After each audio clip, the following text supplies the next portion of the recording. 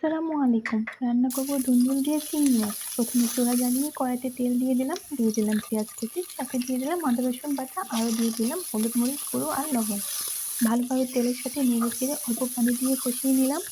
দিয়ে দিলাম চিংড়ি মাছ, চিংড়ি মাছটা ভেজে অল্প পানি দিয়ে কষিয়ে নিলাম। এইবার দিয়ে দিব ধুন্দুল, সাথে গোটা কয়েক আলু। তাও খুব ভালো করে নেড়ে চেড়ে ঢেকে দিলাম।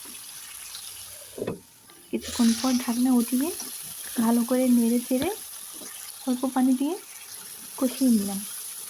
কিছুক্ষণ কষানোর পরে পরিমাণ মতো পানি দিয়ে নেড়ে চেড়ে ঢেকে দিলাম।